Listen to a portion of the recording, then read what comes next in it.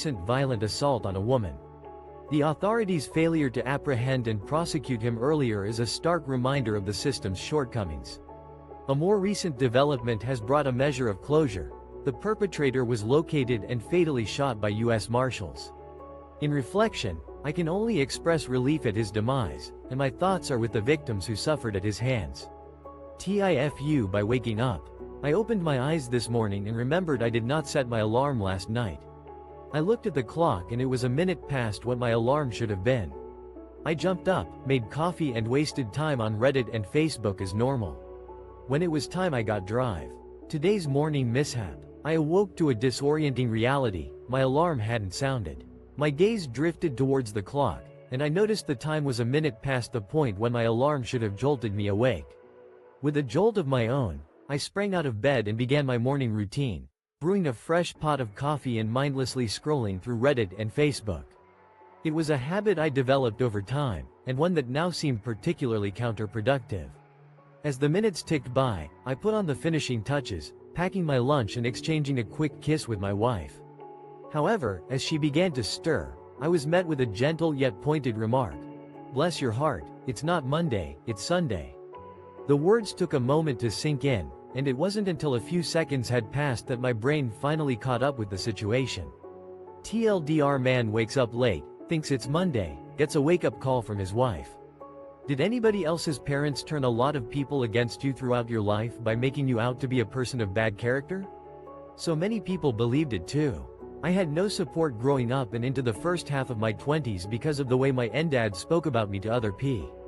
The lingering impact of a parent's words can be a heavy burden to bear. It's as if the whispers of negativity have a life of their own, spreading like wildfire and fueling a fire of doubt within.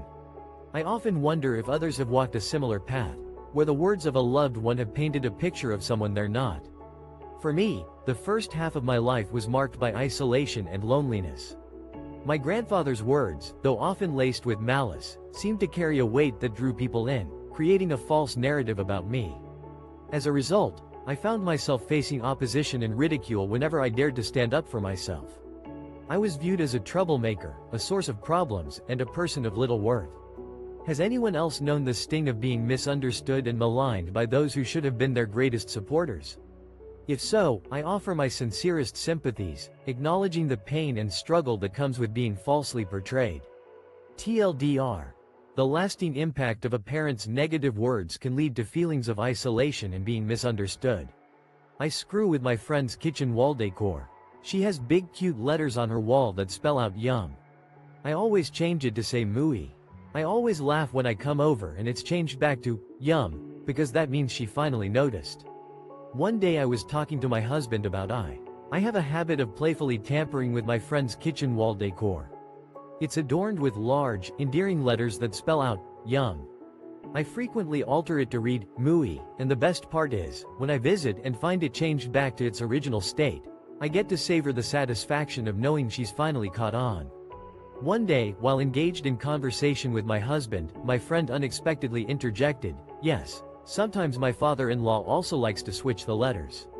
This revelation sent a surge of delight through me, as I realized that my friend's father-in-law and I share a similar sense of humor, albeit on separate occasions.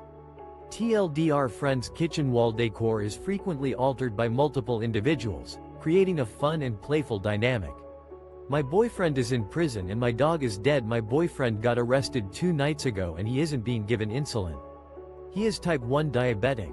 I woke up to an empty house, no dog in sight. I called my parents to pick me up. Boyfriend just called me, he said an officer told Hi. A perfect storm of woes. My world has been shattered, and I'm struggling to hold on. My boyfriend was taken away from me just 2 nights ago, and now I'm faced with the devastating news that he's being denied the insulin he desperately needs due to his type 1 diabetes. The thought of his health suffering in a cold, unforgiving environment is unbearable. My day took an even darker turn when I awoke to an empty house, and upon searching every nook and cranny, I couldn't find my loyal canine companion anywhere. Panicked, I called my parents to come and collect me. Just as I was trying to process the news of my boyfriend's situation, I received a call from him. He broke the news that an officer informed him that my beloved dog was found lifeless. I'm left feeling helpless and torn between my love for my boyfriend and my grief over losing my furry friend. The desire to call the non-emergency line for more information about my dog's passing is overwhelming, but today is a holiday, leaving me with a sense of frustration and powerlessness. As I navigate this crisis, I'm consumed by the thought of being separated from my boyfriend and the loss of my dog, leaving me feeling lost and alone. AITA for refusing to buy my sister a new phone. My wife dropped my sister Carly's phone in the pool. It still works, but Carly has been demanding that my wife, buy her a new phone. I think it's a reasonable enough request, except, when the incident happened, Carly yelled. Was I wrong for standing firm against buying my sister a new phone? My wife accidentally dropped my sister Carly's phone into the pool, but to our surprise, the device still functions. Carly has been persistently asking my wife to buy her a new phone, but I'm hesitant to oblige. The reason for my reluctance is Carly's reaction when the incident occurred. She became irate, using foul language and physically hurling a flip-flop at my wife. I believe that Carly should make amends before expecting us to replace her phone. I've been acting as a mediator and have informed my wife of my stance, but she would like to just purchase the new phone and put the matter behind us. Was I justified in refusing to give in to Carly's demands? House cleaner at his rate. I'm a house cleaner and I have people who sometimes can't afford my services. That is okay if they are upfront and they are nice. I'll work with them. Especially older people, because they really need the service for mobility reasons. However, when the challenge of working with clients as a professional house cleaner, I have encountered situations where potential clients are hesitant to hire me due to concerns about affordability. While I understand and appreciate the financial constraints, I also believe in open communication. If clients are upfront about their budget limitations and are respectful, I am more than willing to work with them, especially when it comes to elderly individuals who genuinely require my services for practical reasons.